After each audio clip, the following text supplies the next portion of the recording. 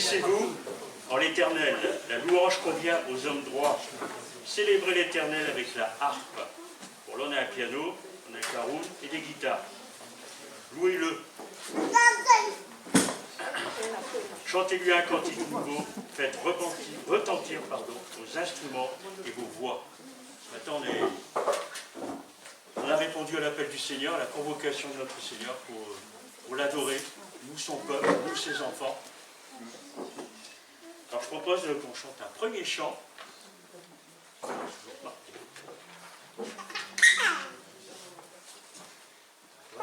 êtes prêts? On va chanter un premier chant, c'est Bénissez Dieu, bénis Dieu, ô mon âme. On va parler à notre âme et on va l'encourager à bénir notre Dieu.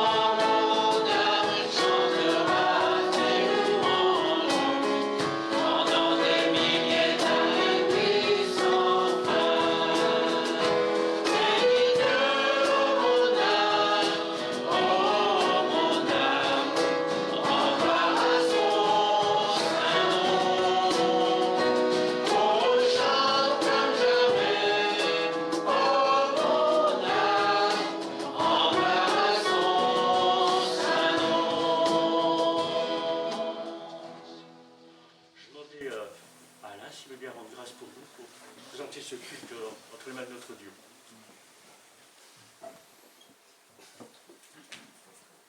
Oui Seigneur, ce matin nous sommes devant toi et nous voulons te remercier parce que tu es ce Dieu unique, ce Dieu puissant, ce Dieu merveilleux. Et nous voulons te remercier Seigneur pour ces instants de communion fraternelle. Nous te remercions parce que nous pouvons une nouvelle fois nous rassembler ensemble pour t'adorer. Seigneur, nous avons une pensée pour nos frères et sœurs, ceux qui sont au loin, ceux qui sont persécutés, ceux qui passent par des moments de guerre, et nous te le remettons. Seigneur, ce matin, nous sommes devant toi parce que tu t'es donné complètement pour chacun de nous. Tu nous as donné, Seigneur, ton Fils, ton unique, et nous te remercions, Seigneur, pour ce sacrifice puissant pour chacun de nous. Seigneur, nous voulons te remettre ces instants. Et nous voulons te remercier pour toutes choses. Amen. Amen. Merci. Je vais lire le psaume, on peut prendre place, excusez-moi. Je vais lire le psaume 93. L'Éternel règne. Il est revêtu de majesté. L'Éternel a la force en guise de vêtements, en guise de ceinture. Aussi le monde est ferme. Il n'est pas ébranlé.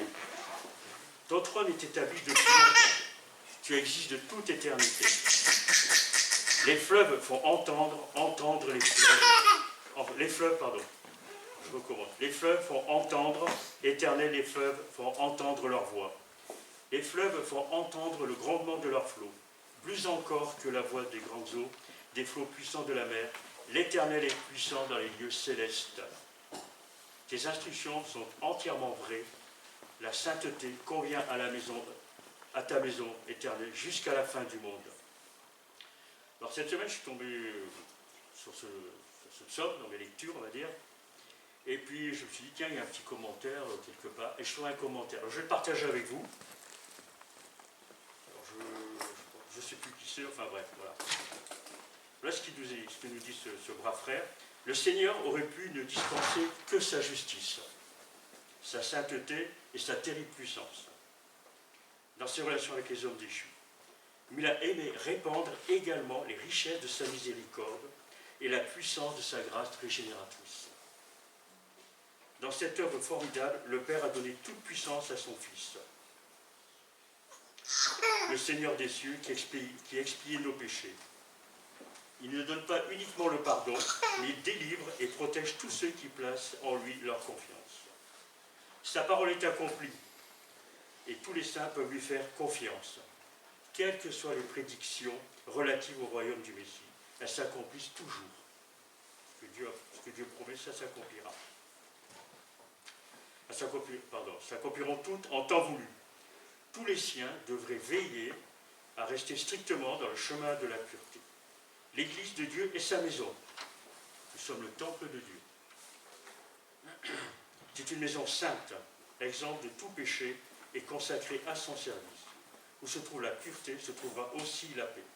Soyons vigilants pour être certains que ce royaume soit bien établi dans nos cœurs. Une exhortation très forte, très puissante. Voilà, ce commentaire résume bien, explique bien ce psaume. Cette semaine, dans la préparation au baptême, avec Jean, on a beaucoup parlé que nous étions le temple de Dieu, le temple du Saint-Esprit, que le Saint-Esprit habitait en nous. Et que ça est certainement dit, certainement. Ça doit avoir des conséquences dans nos vies à chacun. Et là, il nous parlait de paix, de pureté, de sainteté, de vérité. Nous allons continuer un chant ou deux. J'attends. On n'a toujours pas de micro? Non. Magnifique. Je vais déjà sortir de mes habitudes.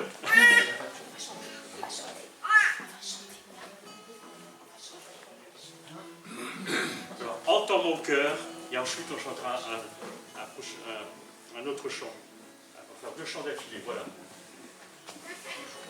Voilà ce cantique que nous allons chanter sur l'expression de nos cœurs. On a parlé tout à l'heure que notre âme bénisse l'Éternel, que vraiment qu'on soit conscient que Dieu entend nos cœurs, quel que soit l'état dans lequel il est ce matin, qu'on soit dans la tristesse, qu'on soit dans la désolation la plus profonde, ça peut nous arriver bien sûr, mais aussi que qu'on soit dans la joie et dans la paix de Dieu, que chacun puisse, par ses paroles, manifester au fond de son cœur, par ses paroles qui vont nous aider.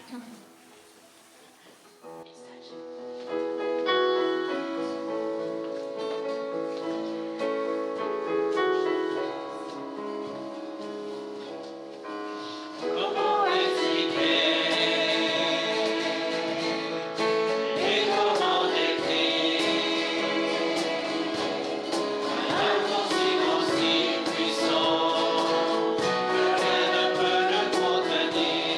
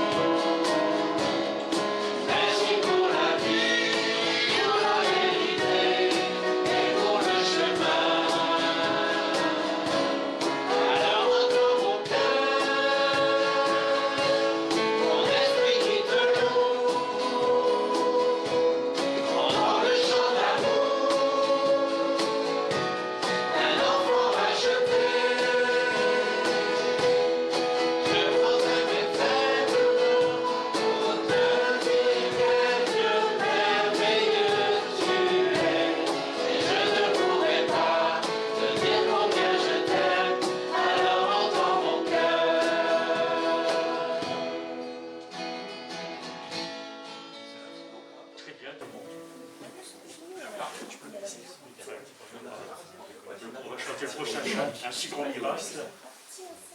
On voit, il y a une troisième partie. Bah oui. C'est bien. C'est bien.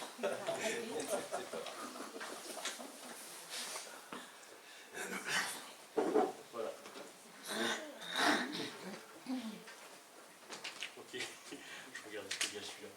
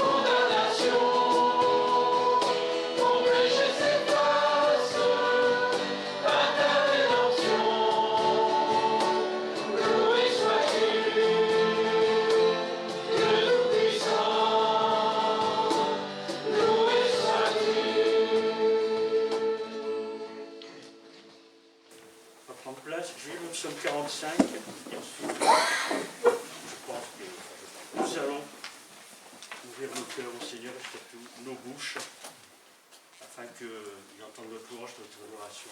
C'est le psaume 45. Voilà.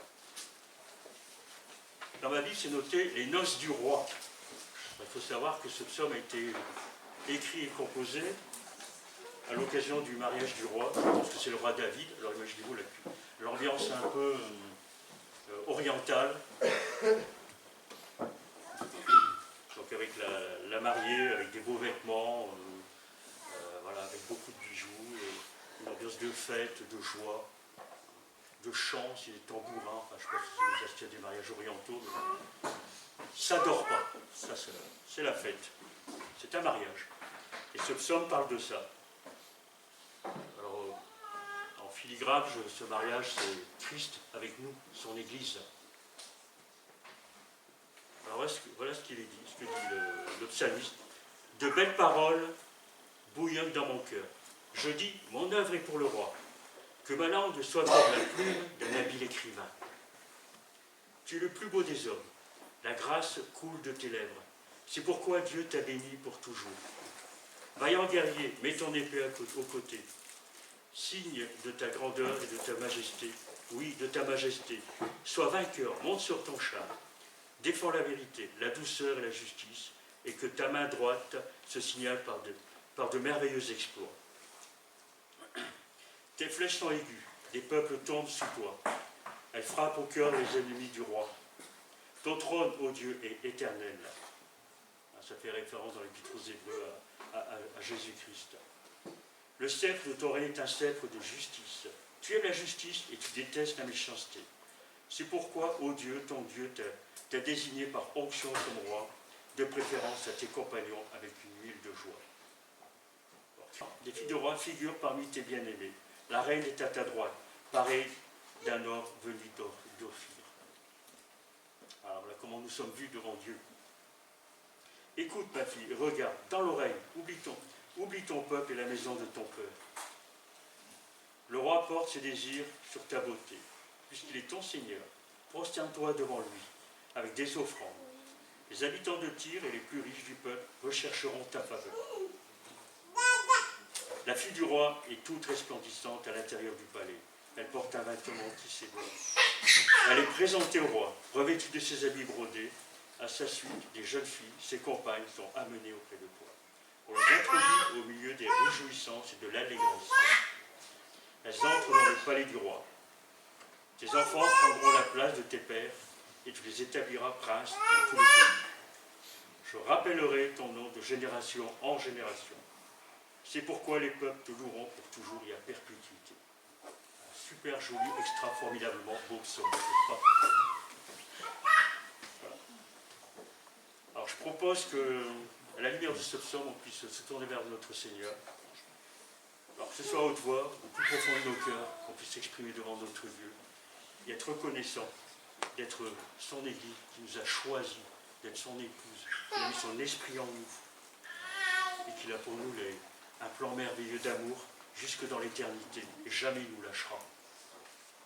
Notre Dieu, nous voulons te bénir ensemble ce matin, nous ton peuple, nous ton Église, nous ton corps. Merci pour cette grâce que tu nous as fait de tourner les yeux vers nous. Nous étions souillés par le péché, nous vivions dans les ténèbres, Seigneur, parfois les plus profondes. Et dans ton amour, tu as envoyé ton Fils bien-aimé, Jésus, qui est venu pour nous racheter, nous tirer de là. Et par sa mort et son sacrifice parfait, nous avons aujourd'hui la possibilité d'être assis à la droite de notre Dieu. Et si nous sommes assis aujourd'hui dans les lieux célestes,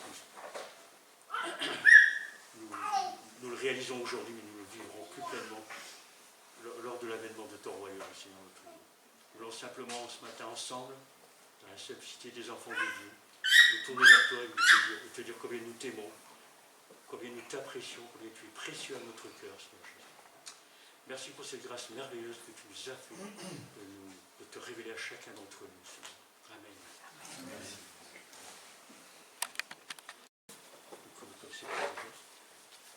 Brigitte.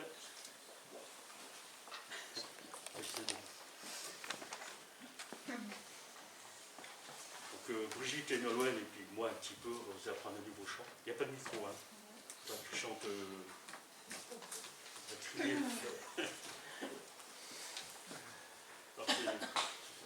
alors ce chant est lié avec le psaume 45. C'est le psaume 45 qui a été mis en musique par Elisabeth Bourbeau, si vous connaissez peut-être pour la plupart d'entre vous. Donc j'ai trouvé ce chant vraiment... Et ça nous permettra... Je crois que c'est pratique aussi quand on a un chant. On retient plus facilement les paroles d'un chant qu'apprendre un psaume par cœur. Hein, c'est plus facile pour nous, hein, dans nos cultures en plus. Alors, elle va chanter une première fois et après, l'Église le reprendra. On testera au fur et à mesure. Après, vous pouvez chanter aussi avec moi tout de suite. Non, après, je sais que tu es intimidé, moi aussi d'ailleurs, mais pour ça, on va le faire quand même. Vas-y, Nolwenn.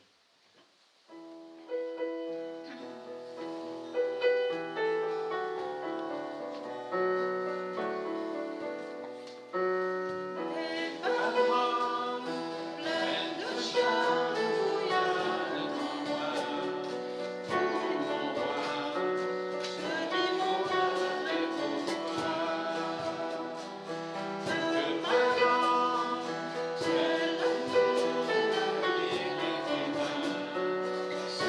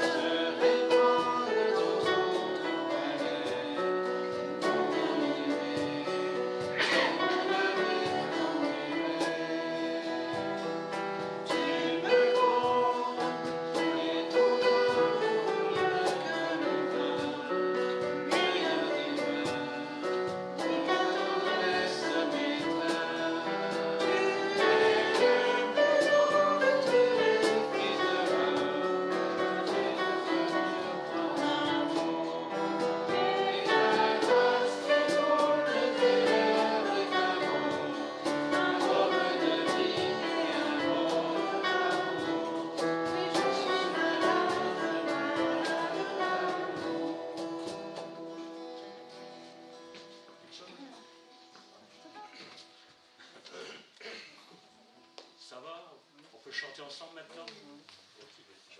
On va chanter ensemble. Vas-y. Ça va les guitaristes? On va essayer. Pas évident.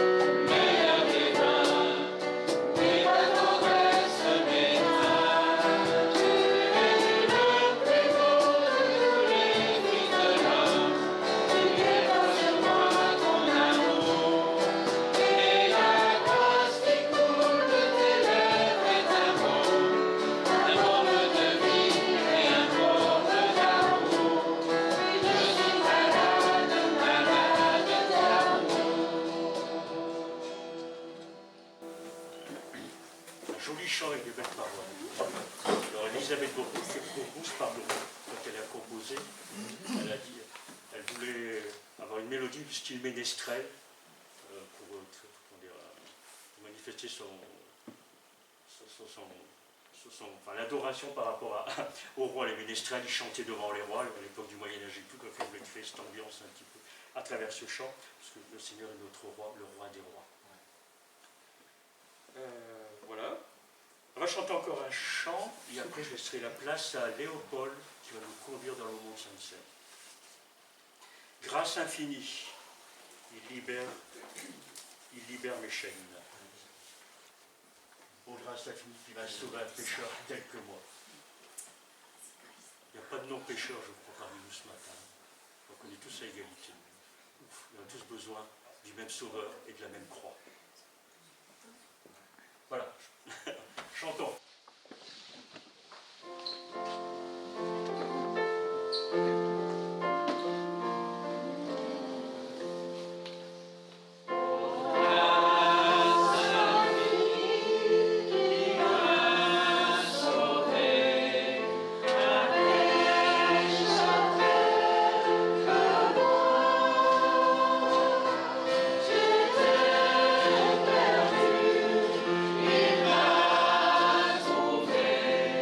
J'ai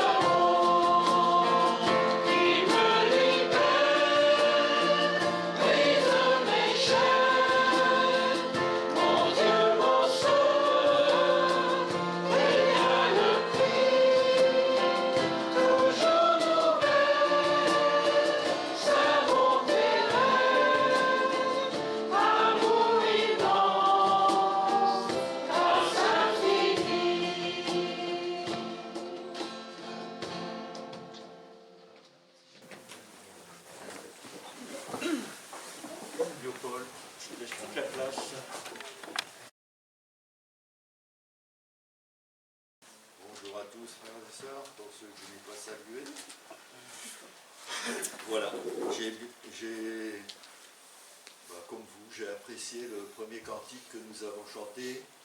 Mon âme donne gloire. Mon âme, comment c'était? Mon âme donne gloire à l'Éternel.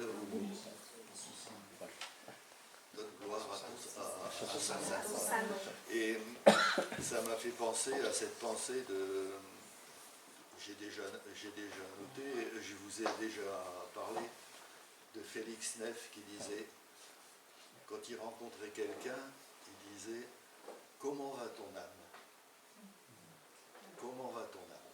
Alors, comment va votre âme ce matin?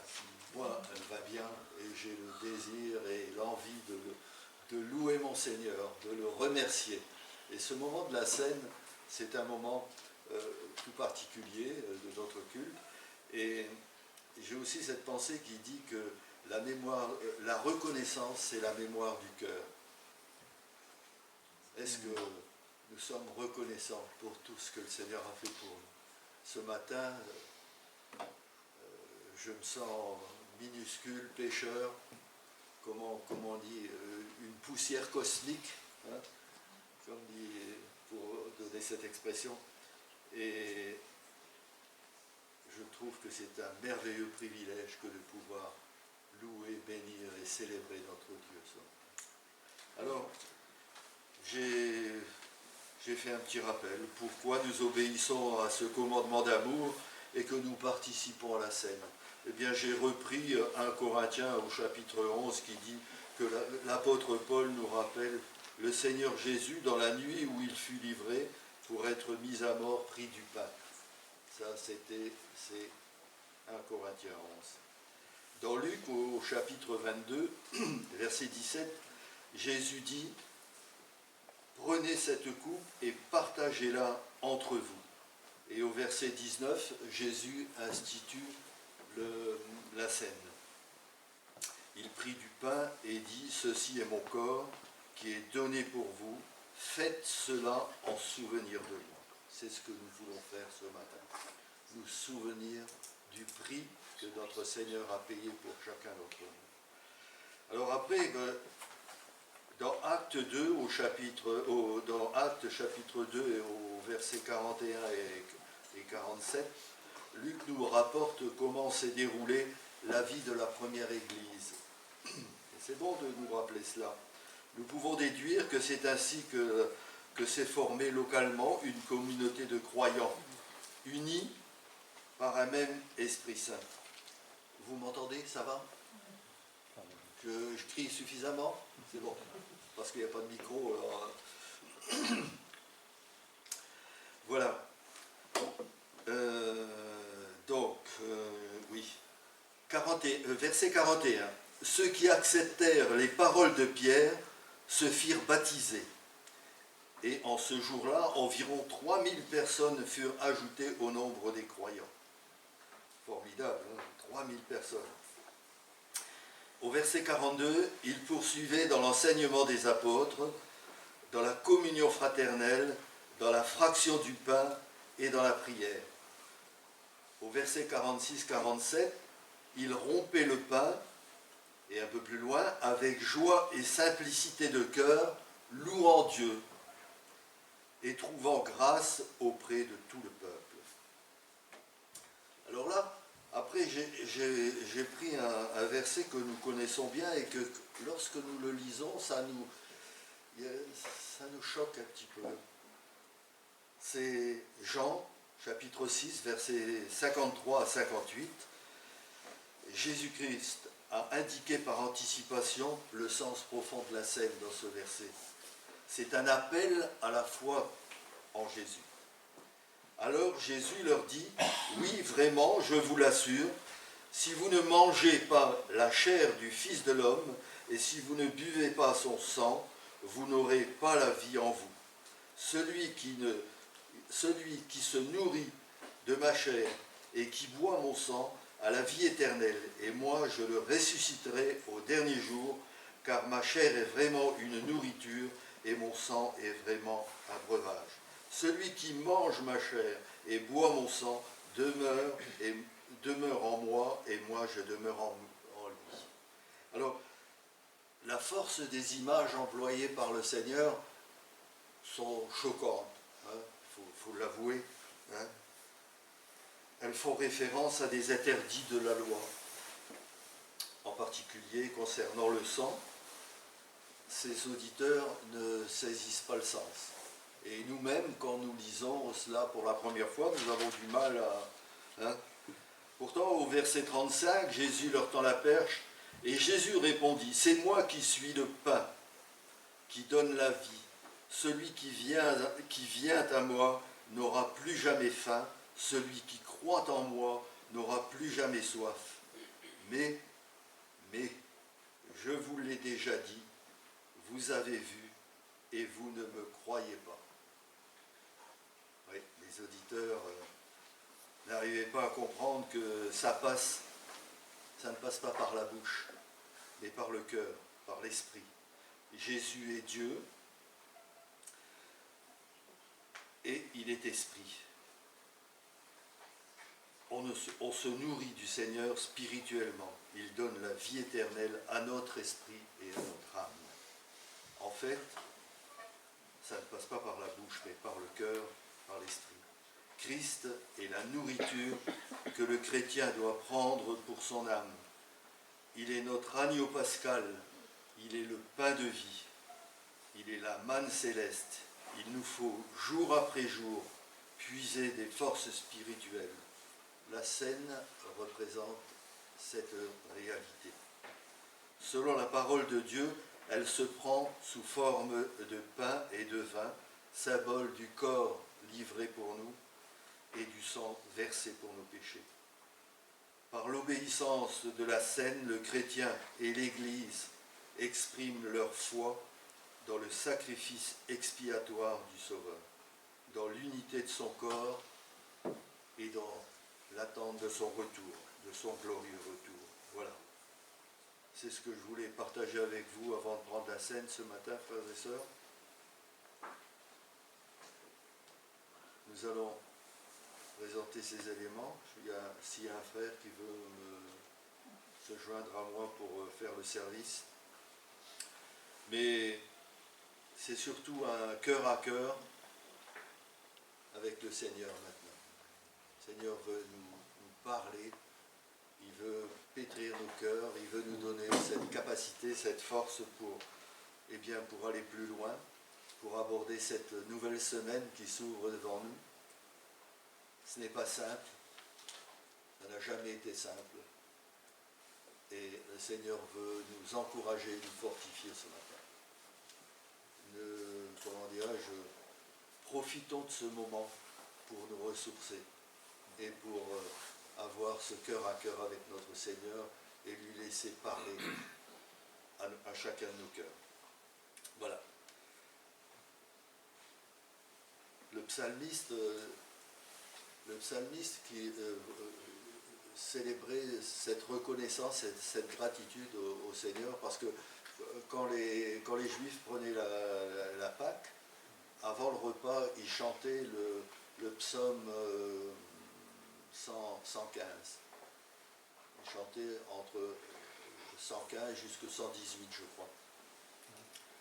Et ce psaume, nous avons lu tout à l'heure dans Acte 2, il louait Dieu. Ce matin, la scène, c'est aussi un moment où le peuple doit louer le Seigneur et louer Dieu, faire monter vers Dieu notre reconnaissance et notre gratitude. Et ce psaume disait, non pas à nous, Éternel, non pas à nous la gloire, mais à toi seul, pour ton amour et pour ta fidélité. Que puis-je rendre à l'Éternel, nous dit le psaume 116, pour tous ses bienfaits envers moi? J'élèverai la coupe du salut. Et un peu plus loin, il est dit, il a brisé mes chaînes. Nous l'avons chanté tout à l'heure. Il a brisé mes chaînes.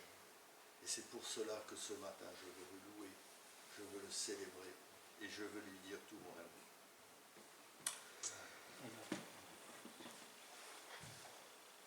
Seigneur, réunis autour de cette table, nos cœurs célèbrent ton amour, ta grandeur, ta bonté, ta fidélité. En t'adorant et en attendant ton glorieux retour, Seigneur, nous voulons encore ce matin t'apporter la reconnaissance, la louange de nos cœurs. Que pouvons-nous t'apporter, Seigneur, ce matin, nous pauvres pécheurs, sinon des cœurs humbles et reconnaissants. Nous voulons t'adorer, te louer et te célébrer. Seigneur, à travers de ces éléments qui nous rappellent ton corps qui a été brisé, ton sang qui a coulé, Seigneur, nous voulons repasser, Seigneur, ces moments terribles, cette amère souffrance, Seigneur, cette douleur, la cruauté des hommes, Seigneur, à ton égard, pour que ce matin nous soyons là, et pour que ce matin tu nous communiques par ton esprit encore la vie éternelle, que tu te révèles à nos cœurs, Seigneur, que tu nous parles par ton esprit, par ta parole, qui nous permettra, Seigneur, d'affronter cette semaine qui s'ouvre devant nous. Seigneur, béni soit ton nom. À toi la gloire, mon Seigneur et mon Dieu. Merci de diriger toutes choses encore ce matin. Merci de nous interpeller. Merci de nous parler. Seigneur, loué soit ton nom et à toi la gloire, mon Seigneur et mon Dieu. Amen. Je vous propose de chanter ce cantique qui dit « Amour sublime ». C'est un vieux cantique.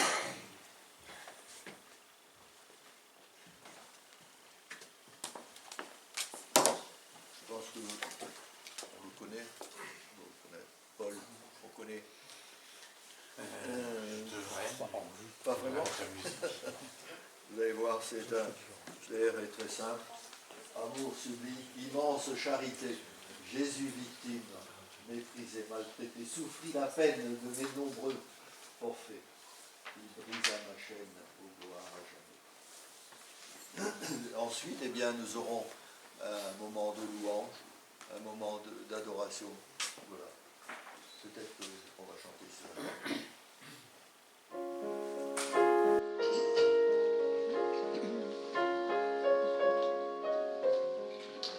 Oh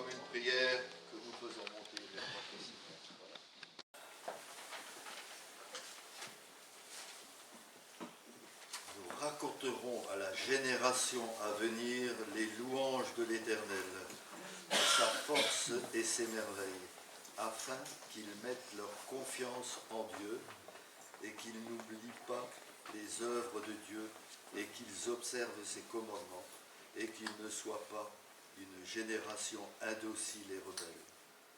Une génération qui n'a pas affermi son cœur et dont l'esprit n'a pas été fidèle à Dieu.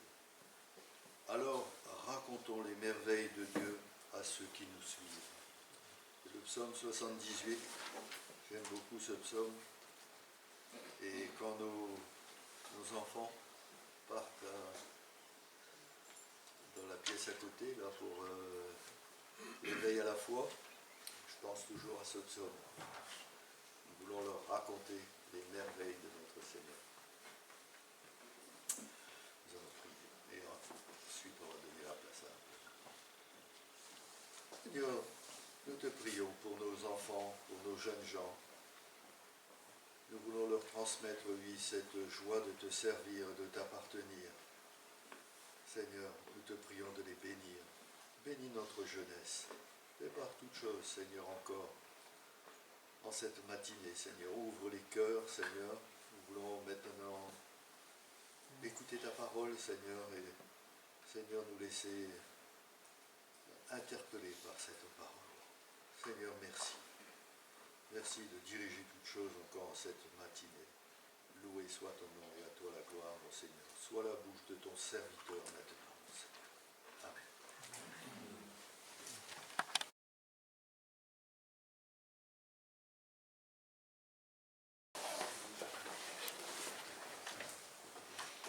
Bonjour à tous.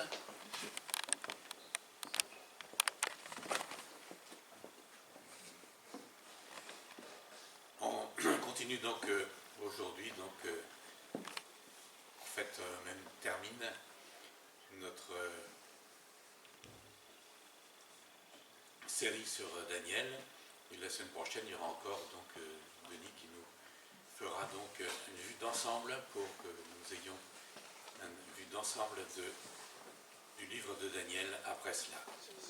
Nous avons vu que Darius, le nouveau roi des Mèdes et des Perses, avait été piégé par ses ministres. Et je vais reprendre la lecture au verset 13 du chapitre 6. Aussitôt, les ministres se rendirent chez le roi pour lui parler de l'interdiction royale. « N'as-tu pas signé un décret d'interdiction, dirent-ils, stipulant que quiconque adressera dans les 30 jours une prière à quelque dieu ou homme que ce soit, si ce n'est à toi, Majesté, sera jeté dans la fosse aux lions ?» Le roi répondit, « Il en est bien ainsi, conformément à la loi des Mèdes et des Perses, qui est immuable. » Eh bien, reprit-il devant le roi, Daniel, l'un des déportés de Juda, ne fait aucun cas de toi, Majesté, car il n'a pas respecté l'interdiction que tu as signée. 3 fois par jour, il fait sa prière. Lorsque le roi entendit ces paroles, il fut vivement peiné, et il décida de délivrer Daniel. Jusqu'au coucher du soleil, il chercha à le sauver. Mais ces hommes se rendirent ensemble chez le roi et lui dirent, « Sache, Majesté, que la loi des Mèdes et des Perses veut que toute interdiction et tout décret promulgué par le roi soit irrévocable. » Alors le roi ordonna d'emmener Daniel et de le jeter dans la fosse aux lions. Il s'adressa à Daniel et lui dit, « Puisse ton Dieu que tu sers avec tant de persévérance te délivrer lui-même. » On apporta une grosse pierre et on la mit devant l'entrée de la fosse. Le roi y apposa son sceau avec son anneau et celui des hauts dignitaires, afin que rien ne puisse être changé aux dispositions prises à l'égard de Daniel. Après cela, le roi rentra dans son palais. Il passa la nuit sans manger et refusa tout divertissement, et il ne parvint pas à trouver le sommeil. Dès le point du jour, le roi se leva et se rendit en toute hâte à la fosse aux lions. Comme il s'en approchait, il appela Daniel d'une voix angoissée. « Daniel, serviteur du Dieu vivant, cria-t-il, ton Dieu que tu sers avec tant de persévérance, A-t-il pu te délivrer des lions? Alors Daniel répondit au roi, Ô Majesté, vis éternellement. Mon Dieu a envoyé son ange qui a fermé la gueule des lions, de sorte qu'ils ne m'ont fait aucun mal, parce que j'ai été reconnu innocent devant lui, tout comme je n'ai pas commis de faute envers toi, Majesté. Alors le roi éprouva une grande joie, et il ordonna de hisser Daniel hors de la fosse. Daniel fut donc remonté de la fosse, et on ne trouva sur lui aucune blessure, parce qu'il avait eu confiance en son Dieu.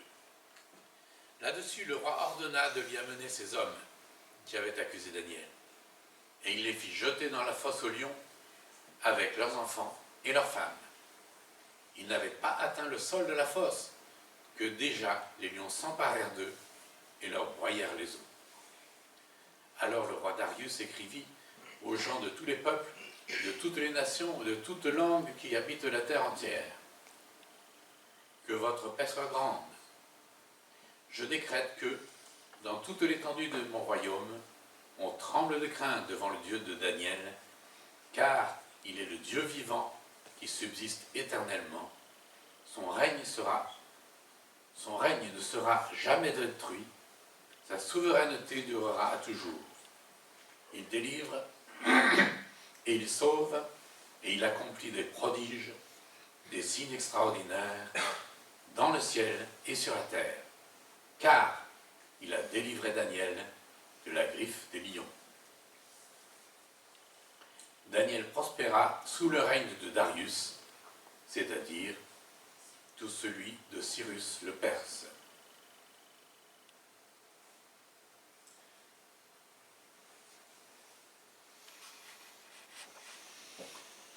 Alors il arrive à tous de se sentir parfois au fond du trou. On a raté un examen, nos projets professionnels ou personnels n'aboutissent pas, nous nous sommes querellés avec un proche, nous sommes victimes, à nos yeux du moins, d'injustice ou plein d'autres raisons. On a alors tendance à s'aigrir, à regarder les autres, ceux qui sont, en apparence, sereins, avec envie, en oubliant bien vite ce que le Seigneur nous a promis. Moi, je suis avec vous tous les jours jusqu'à la fin du monde, ce que l'on trouve en Matthieu 28. Et une parole que nous trouvons dans la lettre aux Romains, nous savons en outre que Dieu fait concourir toutes choses au bien de ceux qu'il aime, de ceux qui ont été appelés conformément au plan divin. Et un peu plus loin, dans tout cela, dans toutes les circonstances, nous sommes bien plus que vainqueurs par celui qui nous a aimés. Oui, j'en ai l'absolue certitude, ni la mort, ni la vie, ni les anges, ni les dominations, ni le présent, ni l'avenir, ni les puissances, ni ce qui est en haut, ni ce qui est en bas, ni aucune autre créature, rien ne pourra nous arracher à l'amour que Dieu nous a témoigné en Jésus-Christ, notre Seigneur. On a donc des promesses intangibles et tellement encourageantes. Et bien souvent, ces circonstances contraires sont faites pour nous éviter bien pire, ou pour nous révéler quelque chose de tellement meilleur.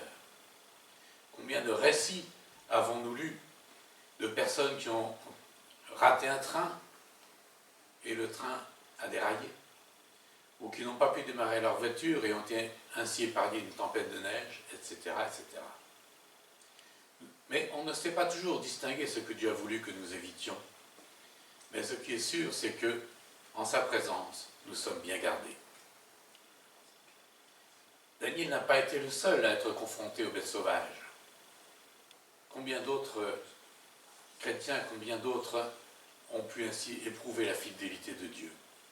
Et j'aimerais prendre cet exemple de Sundar Singh, que certains connaissent sans doute, ce missionnaire hindou, et il en a rencontré, lui, des circonstances défavorables, des circonstances difficiles dans ses pérégrinations. Et il a fait de quelques rencontres dont on se passerait fort bien, notamment avec des animaux sauvages. Pendant les premières années de son travail, Sundar Singh arriva un jour dans un village nommé Doniwala. Il était épuisé par une longue marche et avait grand besoin de nourriture, surtout de repos, et il cherchait un abri pour la nuit. Mais, dès qu'on apprenait qu'il était chrétien, les portes se refermaient. Il pleuvait, il faisait froid. Sundar Singh finit par trouver une pauvre hutte abandonnée, sans porte ni fenêtre. Trop fatigué pour aller plus loin, il étendit sa couverture dans le coin le moins humide, et il remercia Dieu pour cet abri. Et il s'endormit affamé. Quand il se réveilla à l'aube, il remarqua soudain, dans l'ombre, une large tache sombre et ronde sur la couverture. C'était un énorme boa enroulé tout près de lui. Il se leva bien vite, sortit, puis rentra sans faire de bruit. Il prit la couverture par un bout et secoua le gros serpent venimeux. Brusquement réveillé, ce serpent alla paresseusement s'enrouler dans un autre coin de la hutte, sans se soucier de celui qui venait de le troubler. Sundar Singh bénit Dieu qui l'avait protégé pendant son sommeil. Une autre fois, il était en séjour dans un village de montagne qui s'appelait Bereri. Il était avec un jeune chrétien et ils virent, avant de se coucher, des lumières qui se déplaçaient dans la vallée. Ils pensèrent que ce devait être sans doute des hommes à la poursuite d'un fauve, car ces animaux étaient fréquents dans cette vallée-là. Au milieu de la nuit, Sundar se leva et descendit l'escalier extérieur de la maison.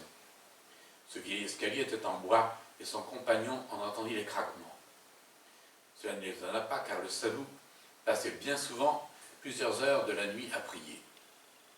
Mais brusquement, il se souvint du léopard qui rôdait probablement dans les environs, et il s'inquiéta pour lui.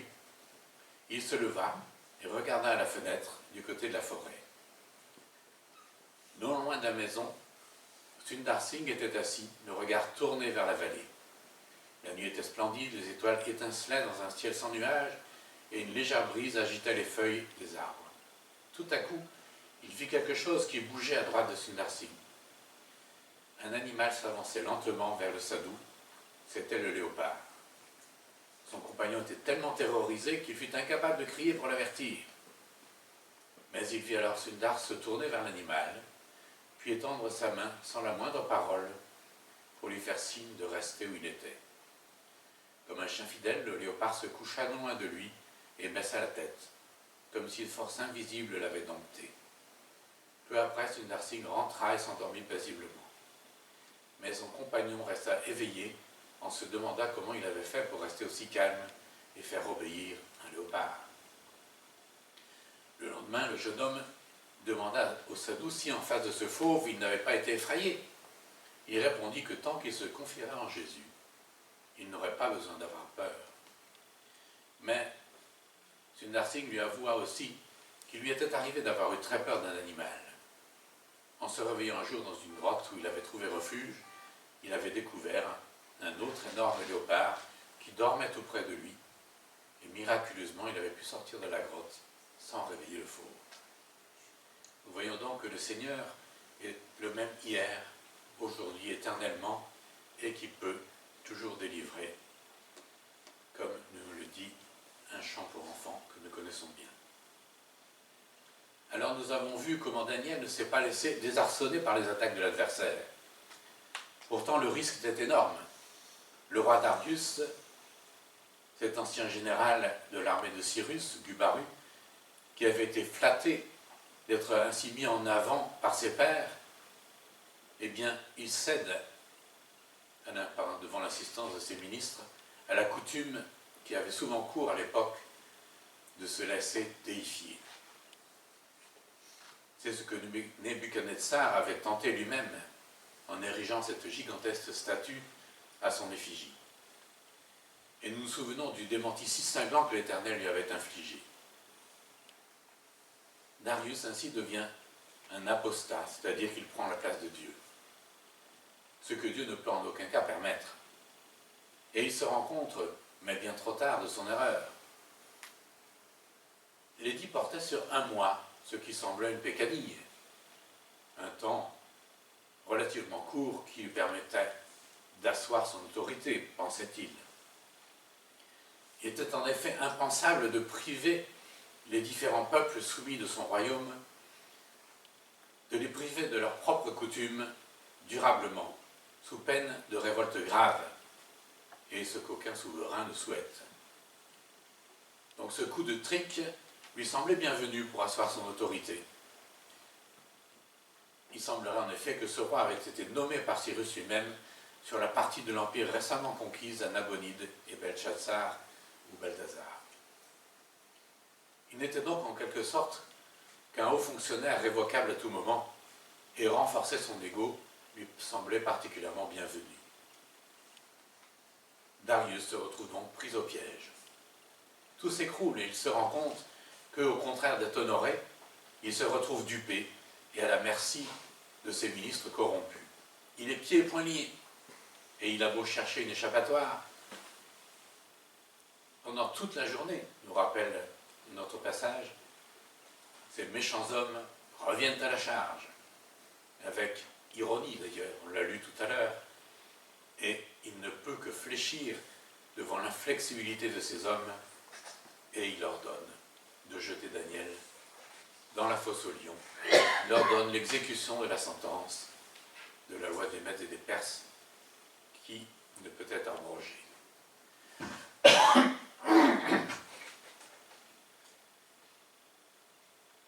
À la lumière de ces événements, il comprend enfin quelle est sa véritable place. Et il reconnaît alors devant tous, au moment d'apposer son sceau, alors qu'il était accompagné de tous les autres grands du royaume, qui ont en même temps que lui scellé la pierre, alors il reconnaît par ses paroles que c'est Dieu, le Dieu vivant, qui est souverain. Et sa prière est admirable. Puisse ton Dieu, que tu sers avec tant de persévérance, te délivrer lui-même. Cette supplique a dû bien faire naître des sourires moqueurs sur le visage des assistants, tous ceux qui étaient autour de lui et qui apposaient leur sceau en même temps que lui pour bien lui montrer qu'ils avaient eux aussi une grande autorité.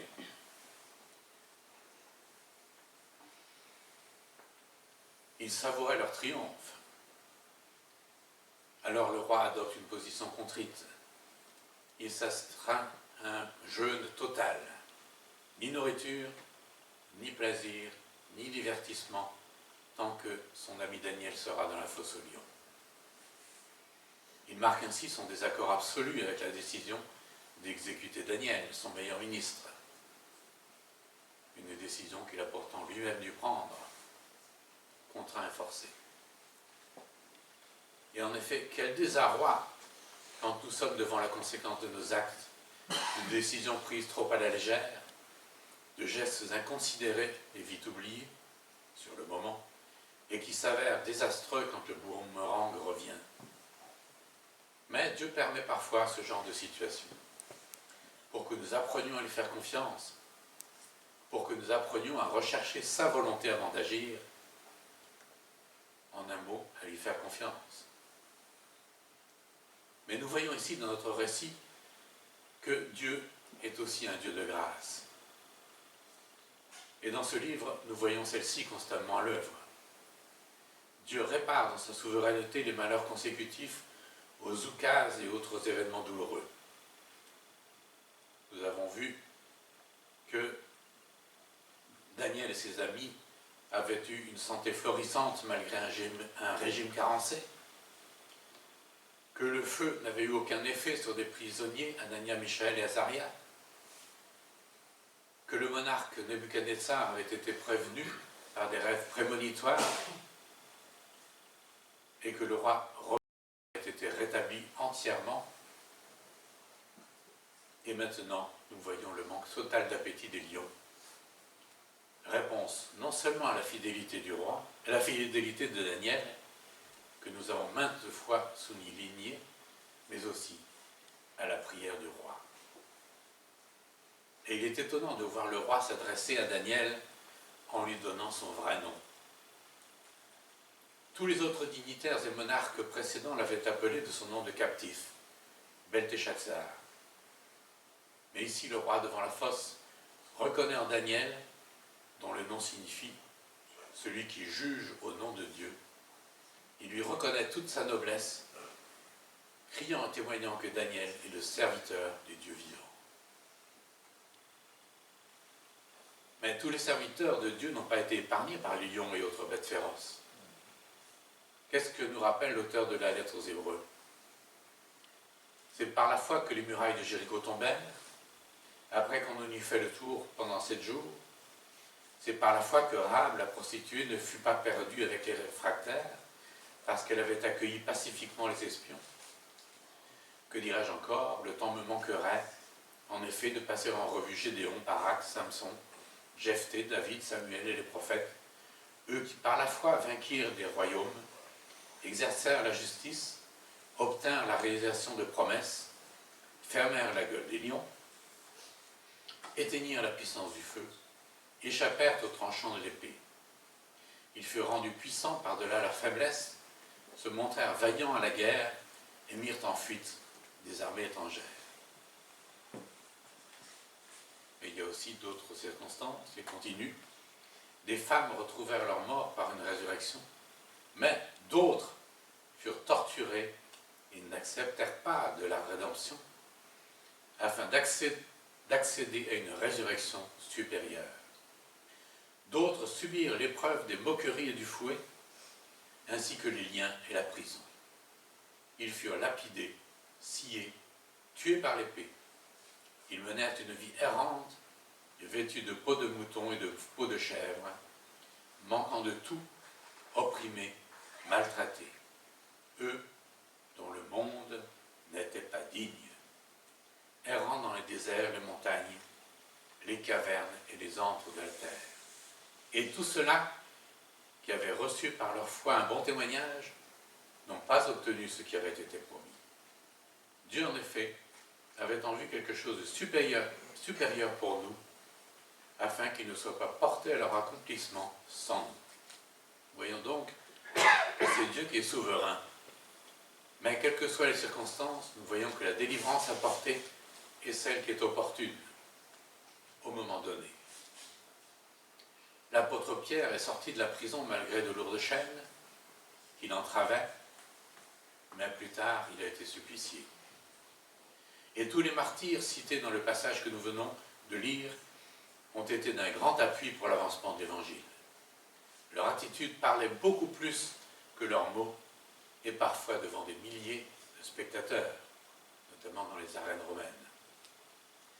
Mais ici, ce que l'Éternel démontre, c'est sa souveraineté, ce qu'il doit faire valoir devant tous. Ainsi les lions ne peuvent rien contre Daniel, et Daniel répond dignement à l'appel du roi, sans ostentation. Darius peut alors le délivrer de sa fâcheuse position. Le décret du roi portait que tout désobéissant serait jeté dans la fosse aux lions, mais sans nécessairement être dévoré par eux. Le décret avait été appliqué dans toute sa rigueur, si bien que le roi pouvait maintenant légalement faire sortir Daniel de la fosse. Daniel s'était confié en Dieu et il avait été délivré, selon la promesse faite au Père et rappelée dans le psaume 22. Tout le secret de sa protection et de sa délivrance, ce secret est contenu dans l'expression « il s'était confié en son Dieu », ce qui est rappelé au verset 24. L'innocence de Daniel est ainsi prouvée et une grande proclamation s'ensuit qui est passée à travers tout le royaume. Mais si l'innocence de Daniel est prouvée, il n'en est pas de même des félons.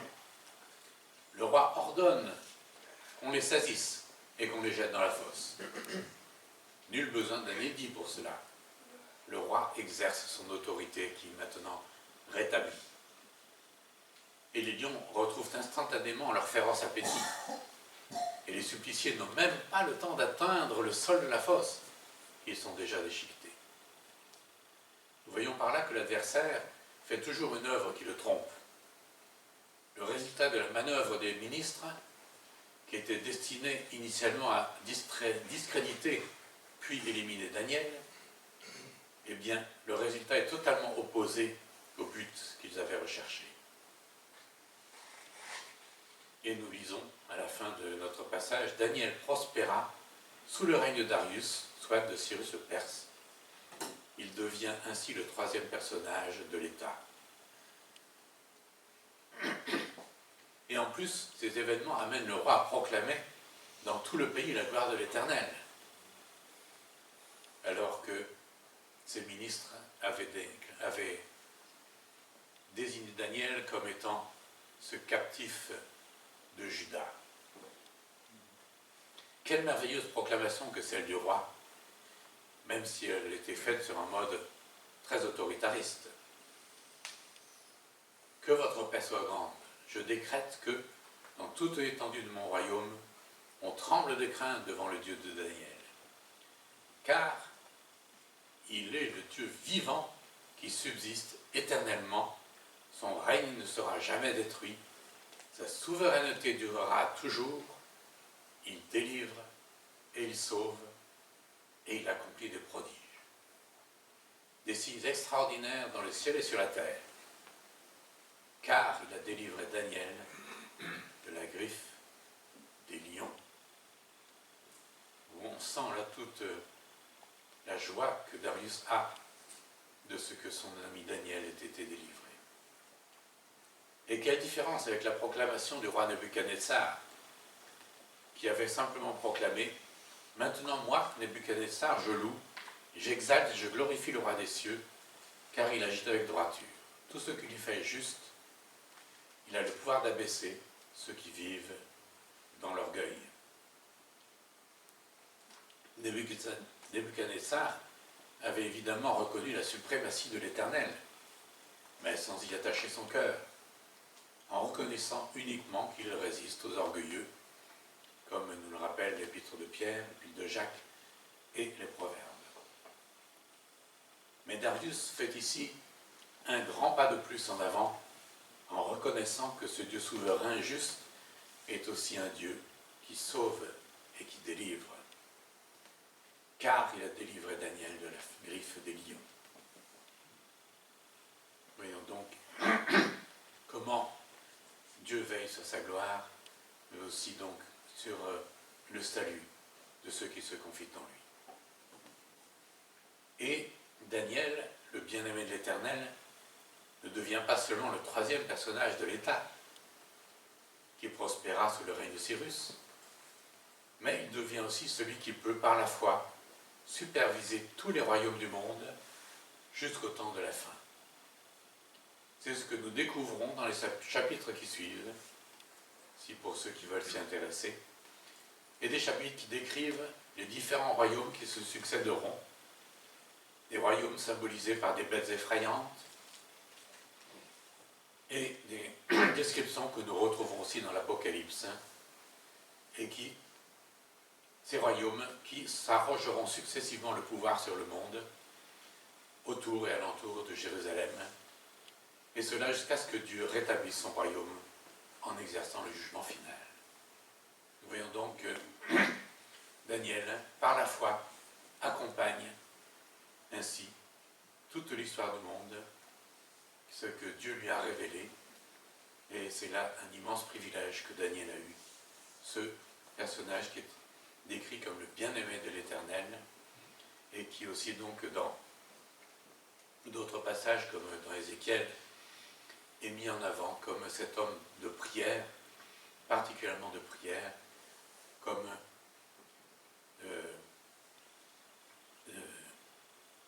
Daniel, Job et Samuel, qui ont été les trois personnes mises en avant ainsi par l'Éternel comme ces hommes, particulièrement des hommes de prière. Quelle position et quelle bénédiction particulière pour Daniel, cet homme de prière spécialement mis en exergue pour cela. Un homme de Dieu que nous pouvons imiter, dont nous pourrons nous inspirer et dont l'exemple est si précieux pour notre cheminement avec le Seigneur. Et même dans les honneurs, il n'a manifestement jamais cherché à se mettre en avant, refusant même les récompenses promises par un roi impie et profane, et rendant toujours la gloire à Dieu. Quel exemple donc pour nous que ce serviteur de l'Éternel, duquel il ne nous est rapporté aucune faute, et ses ennemis même n'ont pu trouver en lui quoi que ce soit pour l'accuser. Et le Seigneur nous rappelle dans ce que l'on appelle les béatitudes dans Matthieu 5.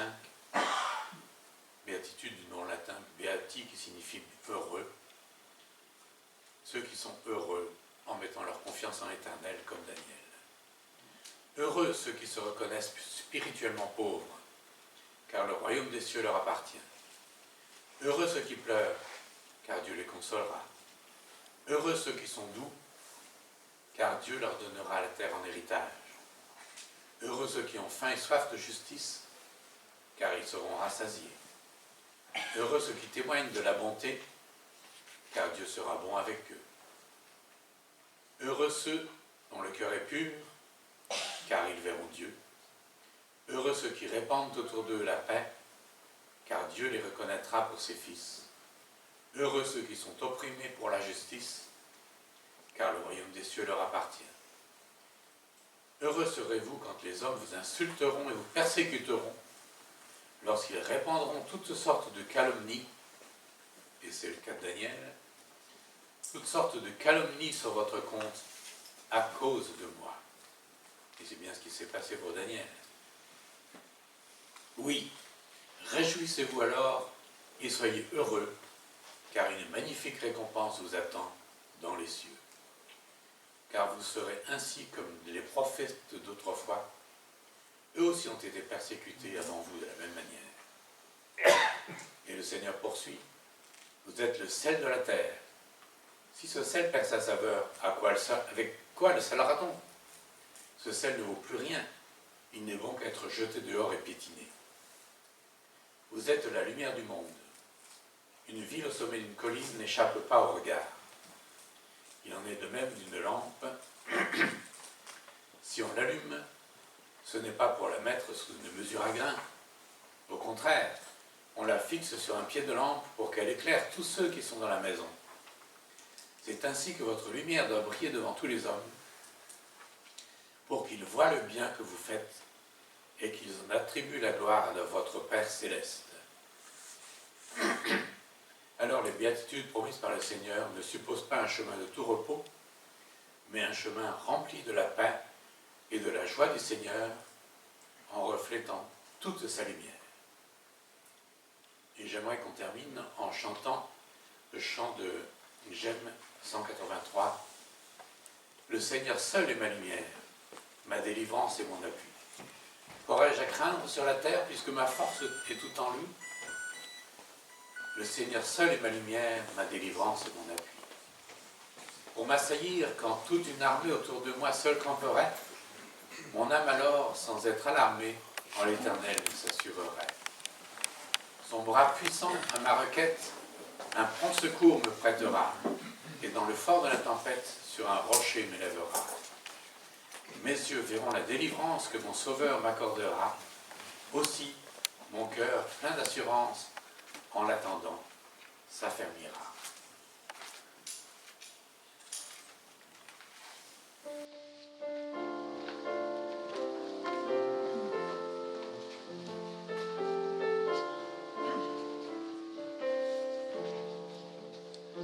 Le Seigneur seul est ma lumière, ma délivrance et mon appui.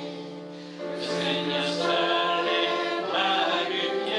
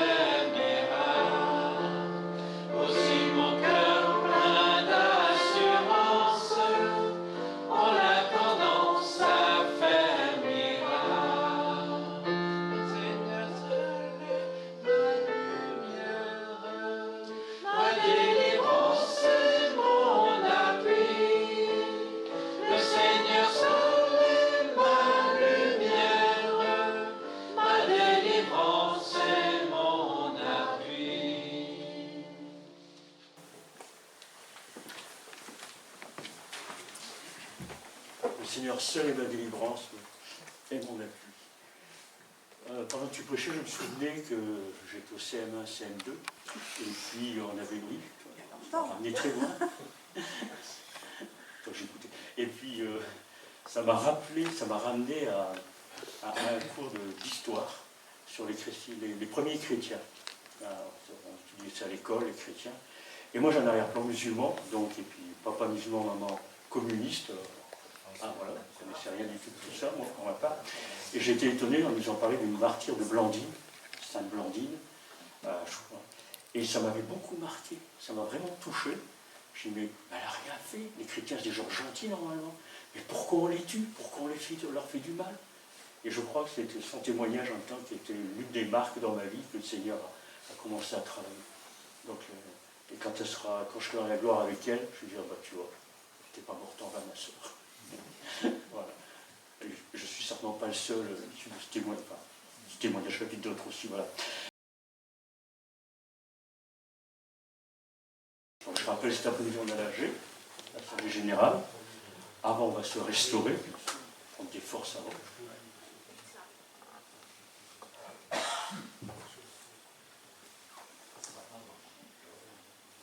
La technique, c'est bien quand ça marche. Quand ça fonctionne. Voilà. Un repas fraternel à l'issue du culte. Voilà, donc les sœurs, elles ont préparé ça à la cuisine. Et les frères aussi, pardon. Il y a tout fait. Donc voilà, c'était préparé. Avec beaucoup d'amour surtout. Alors, donc cette semaine, groupe de dames chez Chantal. Donc je pensais à ça justement avant les annonces, qu'on puisse prier justement pour ces groupes, ces choses qui se passent dans la semaine à l'église. Ça fait partie tellement de la vie de l'église que ça peut tomber sur... c'est des habitudes, on a groupe, on a ci, on a là, tout va bien quoi. L'église n'est pas un club, je le rappelle. Donc priez les uns pour les autres, et nous dans la prière. Alors, rayon de prière, bienvenue à tous. Alors, voilà. Oui, café culte. Voilà. Donc dimanche 9, donc la semaine prochaine, on va arriver, puis on va être accueillis par du café, des bonnes odeurs agréables. Qui sera agréable à notre odeur pour apporter notre louange qui sera une bonne agréable d'odeur au Seigneur. D'autres choses à l'agenda. Matinée de travaux. Ça va être de bonne odeur aussi. Donc samedi 15, à partir de 9h. Alors voilà, viennent ceux qui peuvent, ceux qui ont le temps, selon nos capacités, selon nos dons, afin que notre bâtiment, où l'église se réunit, puisse être accueillant et puis en sécurité aussi, bien sûr.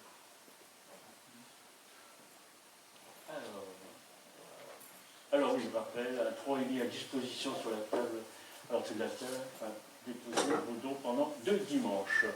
Projet Afrique subsaharienne. Pour le sel. C'est par le sel. Voilà. Un seul anniversaire. Bibi. Elle n'est pas là. Ce sera peut-être avec nous tout à l'heure.